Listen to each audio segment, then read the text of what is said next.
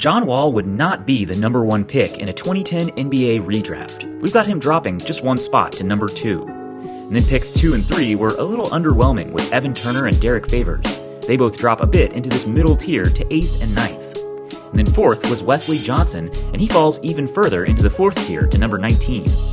But then we had a solid pick at 5 with DeMarcus Cousins. A bit of a mercurial player, the 4-time All-Star rises a few spots to number 3, just behind John Wall.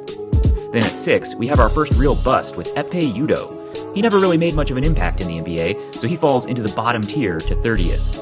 And then 2 more decent picks at 7 and 8 with Greg Monroe and Al-Farouq Aminu. They both fall slightly into the middle tier just behind Favors and Turner to 11th and 13th. But then at 9 and 10, we had 2 excellent picks in a row. First, 9th, it was Gordon Hayward, and he rises into that 2nd tier just behind DeMarcus Cousins. Then at 10, it was Paul George, and he pretty clearly rises to number 1 overall.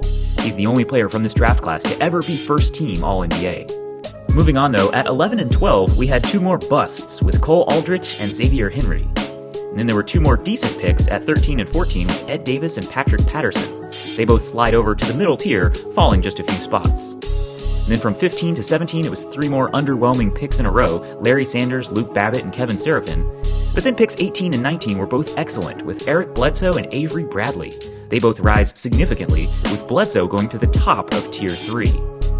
But then in the latter half of the first round, there were a lot of inconsequential picks, 8 of these guys falling into that bottom tier. And then 2 of them, Trevor Booker at 23 and Jordan Crawford at 27, rise slightly into the 4th tier.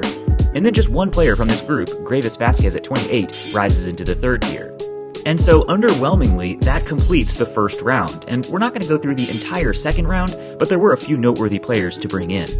Starting off at number 33 with Hassan Whiteside, another divisive big man from this draft, and despite his flaws, he still rises significantly to 6th, just behind Eric Bledsoe. Then Nemanja Bjelica and Landry Fields both rise into the 4th tier before we reach Lance Stevenson at pick 40. This draft was full of controversial players, and Stevenson's no exception. However, he still jumps quite a bit in our redraft to number 14.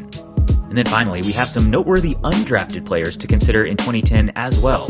First, continuing with the theme of divisive players, Jeremy Lin was undrafted, and he rises all the way to number 10 in our redraft, just ahead of Greg Monroe. And then Boban Marjanovic rises into the 4th tier before we reach our last player, Ish Smith, and he jumps significantly as well, up to 12th, just behind Greg Monroe. Okay, so that'll do it for our 2010 NBA redraft. In retrospect, a divisive and ultimately pretty underwhelming draft class. But anyways, who do you think is too high and who's too low? Let me know in the comments.